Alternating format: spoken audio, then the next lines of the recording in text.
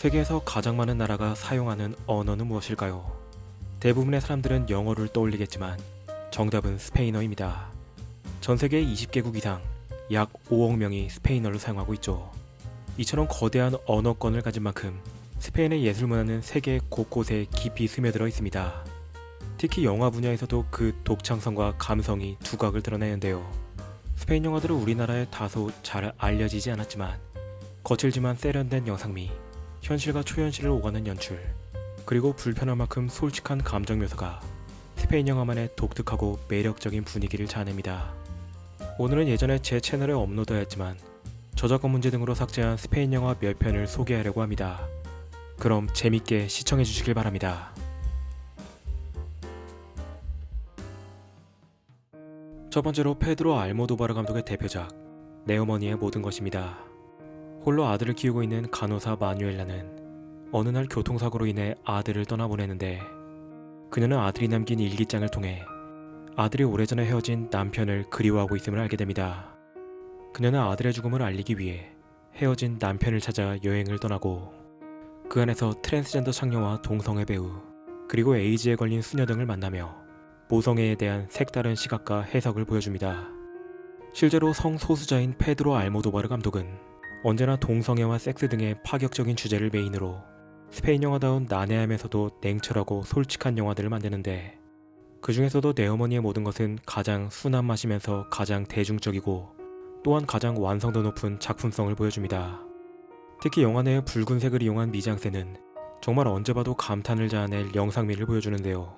이러한 주제와 감독 영화에 익숙하지 않더라도 정말 재밌게 볼 수 있는 영화로, 스페인 영화의 감정의 깊이와 세련됨을 느끼시려면 이 영화를 가장 먼저 봐보시길 추천드립니다. 다음으로 소개할 영화는 방금 전의 영화보다 좀 더 대중적으로 즐길 수 있는 SF 영화 오픈 유어 아이즈입니다. 톰 크루즈 주연의 바닐라 스카이에 원작이 있다는 것을 알고 계신가요? 그 원작이 바로 이 스페인 영화 오픈 유어 아이즈입니다.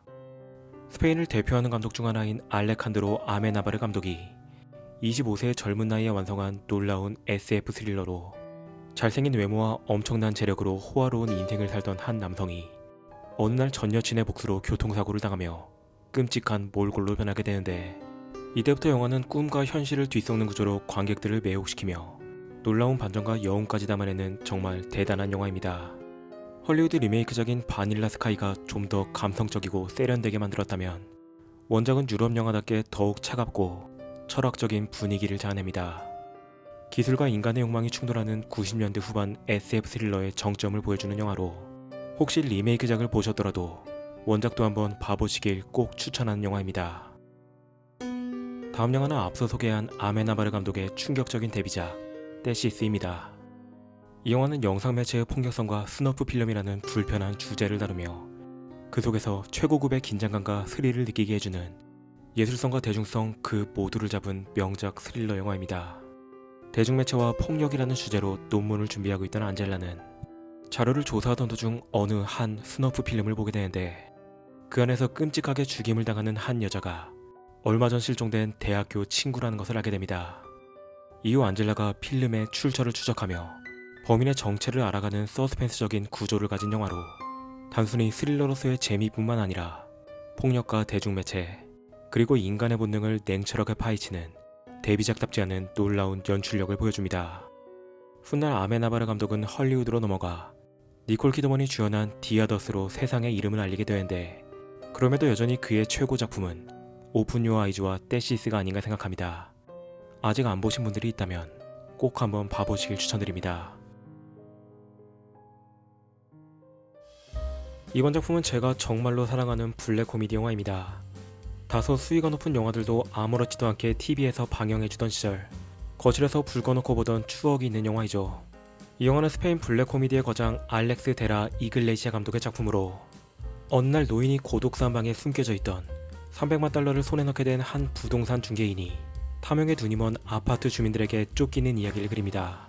마치 주성치의 영화를 연상케 하는 코믹한 캐릭터들과 예측 불가능한 전개가 정말 매력적인 작품으로, 탐욕에 눈이 먼 인간 군상을 정말 유머러스하면서도 잔혹하게 묘사하는 영화입니다. 이 영화는 스페인 개봉 당시 그의 최고의 흥행을 기록하며 비평가 대중 모두에게 사랑받았던 영화로서 스릴과 코미디, 그리고 인간의 어두운 본성을 동시에 느끼고 싶은 분들에게 이 영화를 강력히 추천합니다. 이번 작품도 알렉스 데라 이글레시아 감독의 영화입니다. 이 영화는 제 채널에 올렸을 때 너무나도 독특하고 어이없는 설정 때문인지 정말 처참한 조회수를 기록했던 영화이지만 그럼에도 개인적으로 정말 추천하는 영화입니다. 이 영화의 주인공은 신부입니다.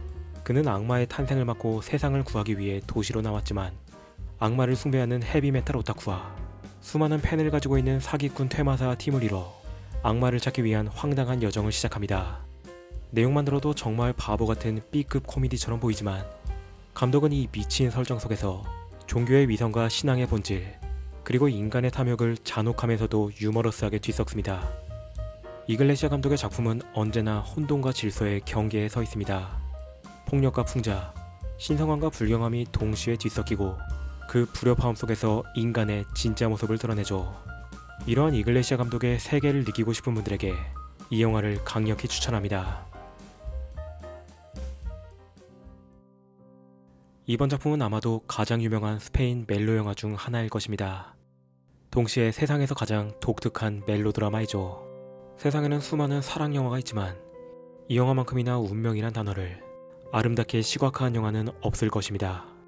현실과 초현실을 넘나드는 독특한 영상미로 유명한 훌리오 메덴 감독은 이번 영화에선 아나와 오토라는 남녀를 주인공으로 계속해서 그들의 시점을 번갈아 보여주며 이야기를 진행합니다. 첫 만남부터 서로를 운명이라 여겼던 두 남녀는 우연처럼 만나고 우연처럼 헤어지기를 반복합니다. 그들의 엇갈린 인연은 때로는 잔인하게, 때로는 아름답게 교차하며 운명의 순환처럼 이어지죠. 이 영화는 단순한 멜로 영화를 넘어 시적인 영상미와 서정적 운명론, 그리고 깊은 낭만과 여운을 느낄 수 있는 영화입니다. 감성적인 스페인 영화의 정수를 느끼고 싶은 분들에게 꼭 한번 봐보시길 추천합니다. 마지막으로 추천하는 영화는 훌리오 메덴 감독의 로맨스 스릴러 영화 붉은 다람쥐입니다. 이 영화는 현실과 초현실을 오가는 메덴 감독의 연출이 정점을 찍는 영화로 스페인 버전 현기증이라는 평가를 받기도 하는 영화입니다. 영화는 어느 날 목숨을 끊기 위해 바닷가를 배회하던 한 남자가 오토바이 사고를 당한 금발의 여자를 구하면서 시작됩니다. 그런데 그녀는 기억상실증에 걸린 상태였고 남자는 순간 충동적으로 자신이 그녀의 남자친구라고 거짓말을 하죠. 그렇게 두 사람은 서로 가까워지며 미묘하고 복잡한 관계를 만들어갑니다. 여기까지만 보면 매우 흔한 멜로 영화처럼 보이지만 훌리오 메덴 감독은 언제나 그렇듯 현실과 초현실을 오가며 매우 독특한 영상미로 풀어갑니다. 조금씩 기억을 되찾아가는 여자의 모습과 그녀의 미스터리한 행동들이 관객들의 머리를 매우 복잡하게 만들죠. 붉은 다람쥐는 단순한 로맨스를 넘어 사랑의 본질과 인간의 욕망을 섬세하게 탐구하는 영화로 영화는 매우 난해하고 복잡하지만 여주인공인 엠마 수아레즈의 매력만으로도 정말 재미있는 영화입니다. 섹시한 로맨스 스릴러를 보고 싶은 분들에게 붉은 다람쥐를 강력하게 추천드립니다. 오늘은 이미 많은 분들이 제목은 한 번쯤 들어보셨겠지만 조금은 대중적인 틀을 벗어나 예술성과 대중성 두 마리 토끼를 모두 잡은 스페인 영화들을 소개해드렸습니다. 물론 스페인에는 파네미로와 오퍼나지 등의 흥미로운 전개와 완성도 높은 대중영화들도 정말 많습니다. 하지만 이번 영상에서 소개한 작품들처럼 스페인 특유의 감성과 철학, 그리고 예술적 깊이를 느끼고 싶은 분들에게 오늘 소개한 영화들을 꼭 한번 감상해 보시길 추천드리며 리뷰를 마칩니다.